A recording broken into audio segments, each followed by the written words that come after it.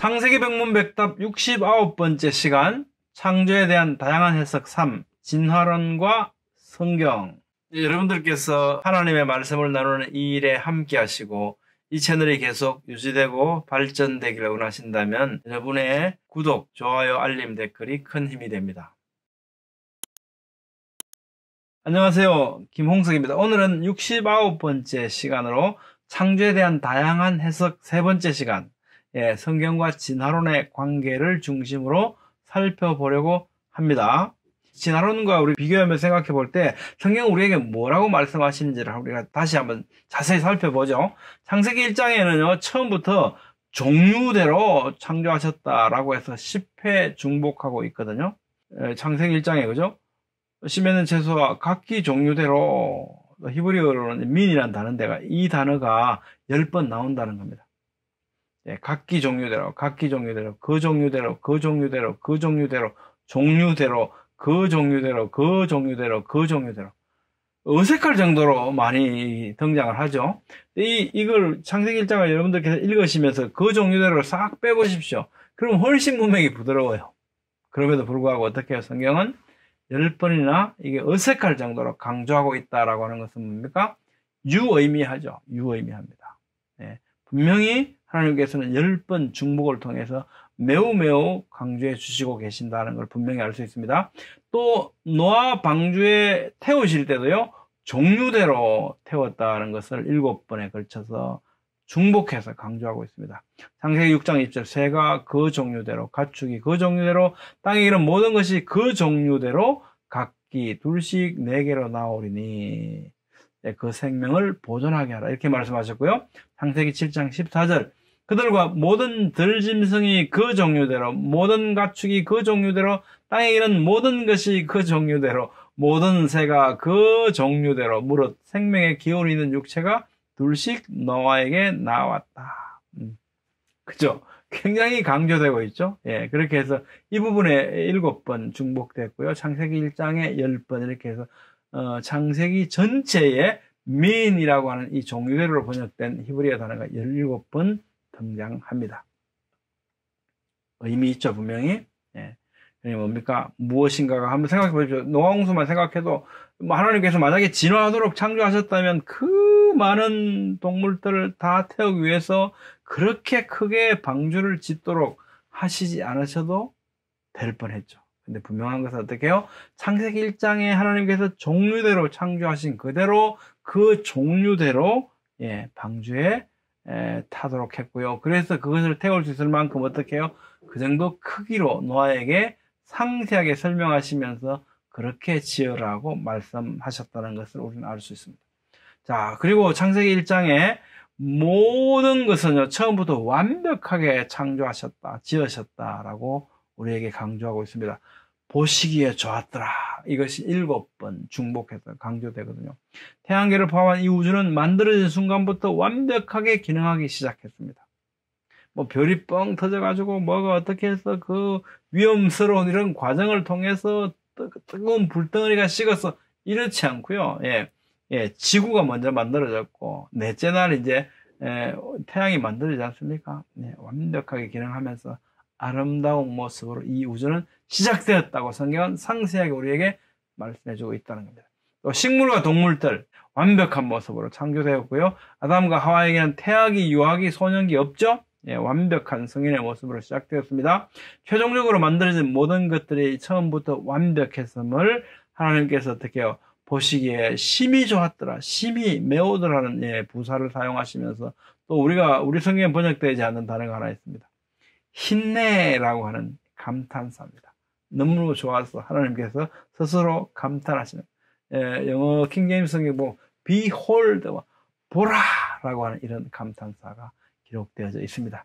7회에 걸친 좋았더라의 중복, 하나님이 보시기에 좋았더라 중복, 이것은 결국은 시작이 완전했다는 것이고요. 그렇다면 앞으로 남은 가능성은 더 안 좋아지는 것만 남아 있습니다. 더 좋아질 수 있는 여지는 없어요. 하나님께서 완벽하게 아름답게 창조하셨기 때문에.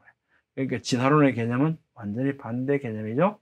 모든 것이 어떤 미미하고 덜 떨어진 상태에서 점점 더 세분화되고 더 좋아지는 것, 이걸 진화라고 말하는데, 하나님께서 성경을 통해서 분명하게 그런 여지는 없다고 말씀하신다는 겁니다. 창세기 3장 17절에 보면요, 이게 세상이 망가진 것이 하나님과 사람 간의 관계만이 아니고 어떻게 해요? 온 세상이 그렇게 해서 망가져 왔다는 걸 알 수 있습니다. 예, 땅은 너로 말미암아 저주를 받고, 그죠? 자, 로마서 8장 21절 22절 말씀에도요, 그 바라는 것은 피조물도 사람뿐만이 아니라 모든 피조물이죠, 썩어짐의 종노릇한 데서 해방되어 하나님의 자녀들의 영광의 자유에 이르는 것이니라. 그러니까 모두가 다 어떻게 해요? 예, 망가져서 신음하고 있다는 겁니다. 골로새서 1장 20절 말씀에도요, 그의 십자가의 피로 화평을 이루사 만물 곧 땅에 있는 것들이나 하늘에 있는 것들이 그로 말미암아 자기와 화목하게 되기를 기뻐하심이라. 그러니까 만유가 어떻습니까? 예, 우리의 죄로 인해서 망가진 상태다. 맨 처음에 하나님께서 완벽하게 해주신 그것으로부터 어떻게 해요? 예, 나빠졌다는 겁니다.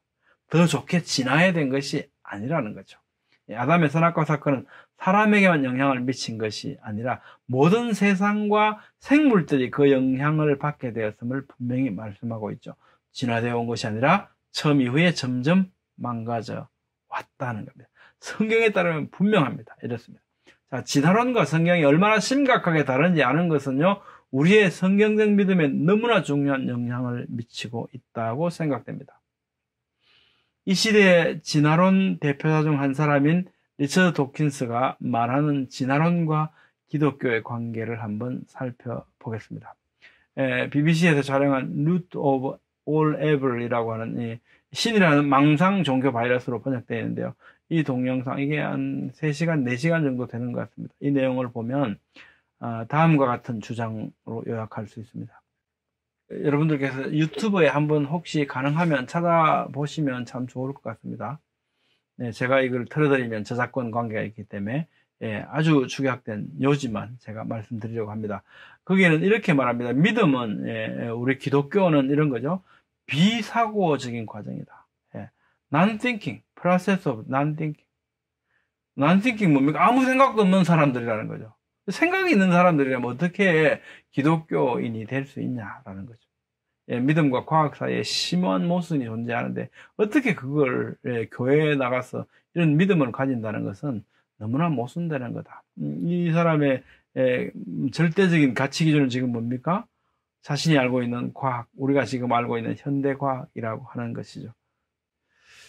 그리고 이 믿음을 가진다는 것은 기독교는 이성을 외면한 행위다. 왜냐하면 영원히 그 존재를 밝힐 수 없는 창조주를 어떻게 믿냐?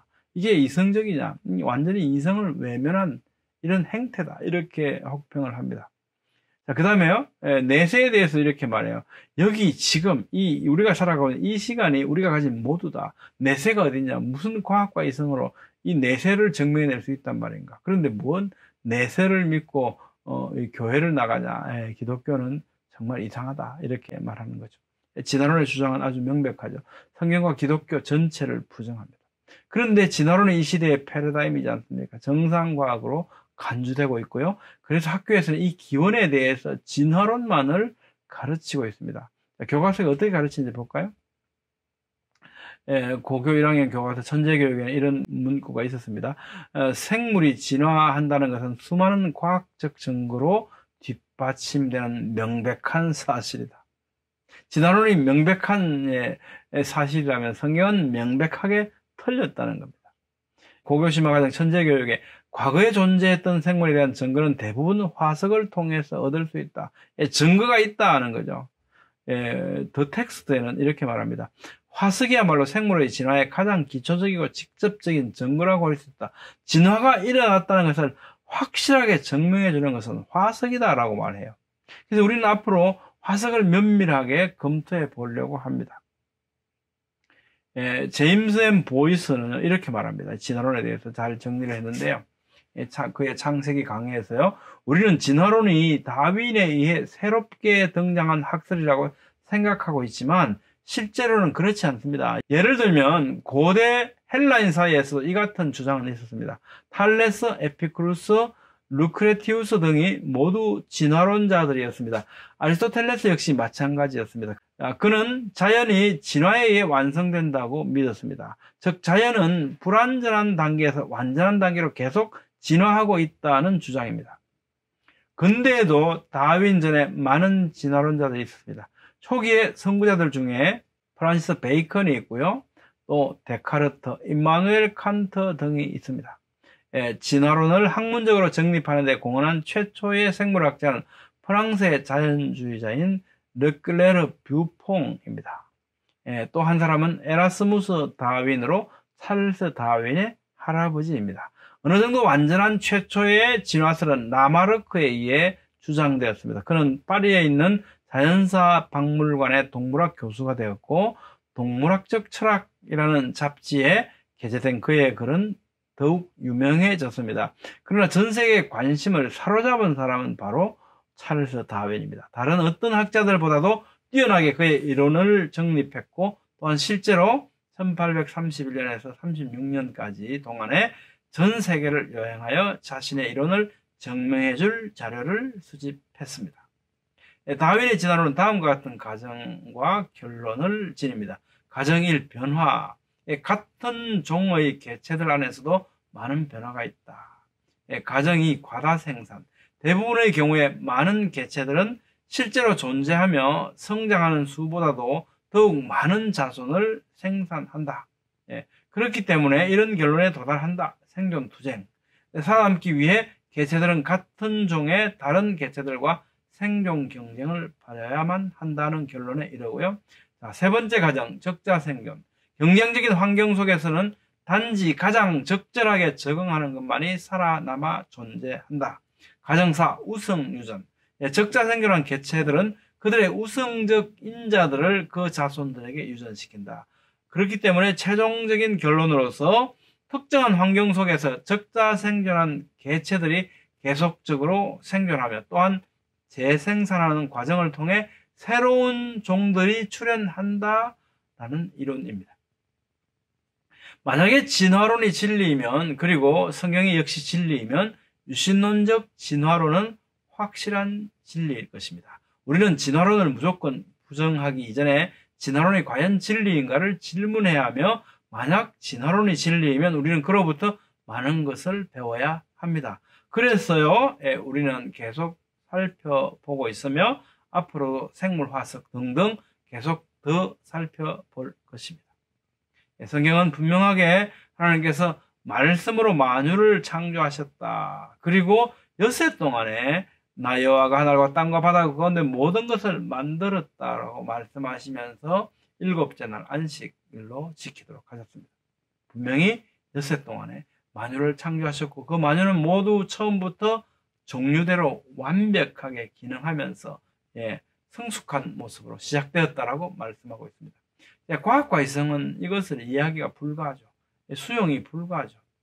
과학과 이성만으로 본다면 이것은 당연할 수 있습니다. 자, 그러나 성경은 뭐라고 말씀합니까?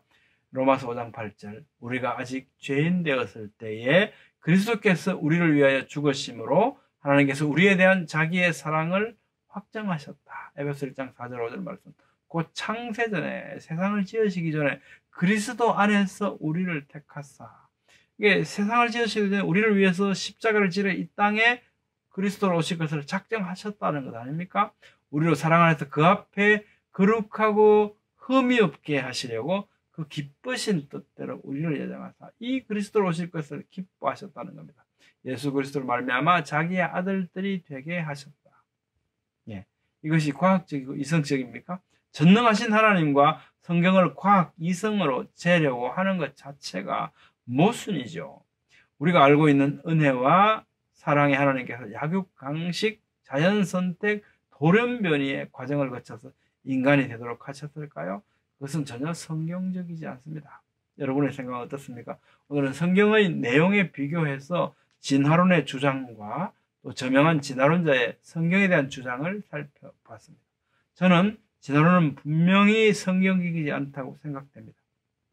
다음 시간에는 유신 진화론에 대하여 살펴보겠습니다. 감사합니다.